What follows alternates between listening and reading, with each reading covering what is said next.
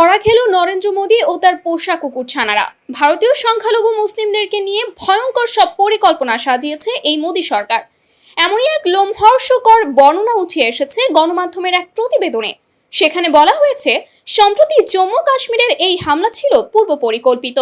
উদ্দেশ্য একটাই, মুসলিমদের দোষী বানিয়ে ওয়াফা আইনের অজুহাতে তাদের সম্পদ, জমি ও অধিকার কেড়ে নেওয়া।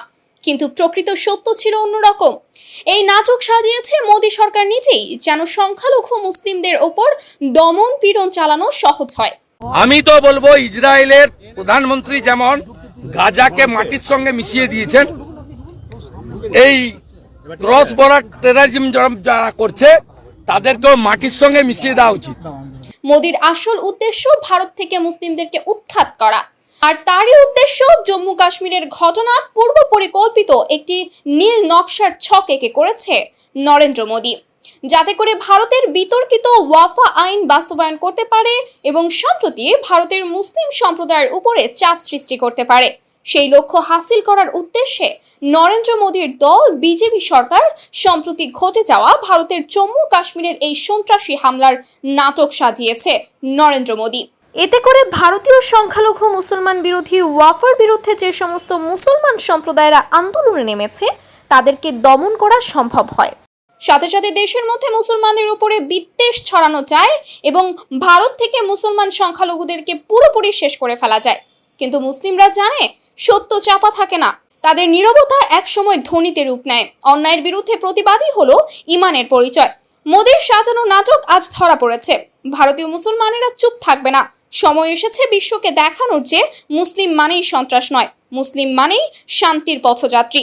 সত্যের বিরুদ্ধে যারা ষড়যন্ত্র করে তারা ধরা পড়বেই ইনশাআল্লাহ। বাংলাদেশের মানুষ যারা আছেন, প্লিজ ইন্ডিয়াকে বাঁচান, ভারতকে বাঁচান। এখন ভয়ঙ্কর খবর আসতেছে ভারতের জন্য। সারা পৃথিবী থেকে বিচ্ছিন্ন হওয়ার পথে মনে হচ্ছে ভারত। মধ্যপ্রাচ্যে অলরেডি রেড ফ্ল্যাগ দেওয়া প্রত্যেকটা জায়গা থেকে ভারতকে নিয়ে, ভারতের এই আগ্রাসী প্রচন্ড ধর্মবিরোধী অ্যাগ্রেসিভের কারণে লেডিস এন্ড জেন্টলম্যান তারা এখন প্রকাশ করতেছেন না, কিন্তু সারা মধ্যপ্রাচ্যের মানুষ এখন জানেন ভারত কি। তার একটা উৎকৃষ্ট উদাহরণ হলো আপনার ইউনাইটেড আরব আমিরাতস, আরব এমিরেটস ভারতীয়দের ভিসা সম্ভবত চিরদিনের জন্যই বাতিল করতে যাচ্ছে।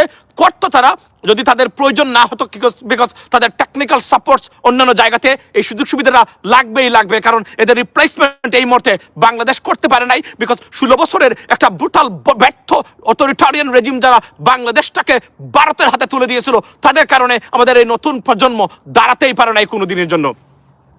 আমি বলে রাখি, নতুন খবরটা হলো ভারতের জন্য আপনারা জানেন যে প্রত্যেকটা পার্শ্ববর্তী বা নিকটবর্তী দেশ যেগুলা দূর করে তাড়িয়ে দিচ্ছে ভারতকে, এত বড় দেশ হওয়ার পরেও। এন্ড লাস্টলে বাংলাদেশ এমন একটা কিক দিয়েছে অন দেয়ার অ্যাস, যারা পাগল হয়ে প্রতিদিন বাংলাদেশ নিয়ে মিডিয়া সন্ত্রাস আপনার ঘোষণা করেছে। সব ষড়যন্ত্রকে রুখে দিয়ে বাংলাদেশের মানুষ ভারত থেকে বাংলাদেশকে মুক্ত করেছে, এবং ভারত বেপরোয়া পাগল প্রায়, কারণ তাদের সবকিছু এখানে তারা আপনার বলতে গেলে আপনার লস্ট করেছে বাংলাদেশ কেন্দ্রিক।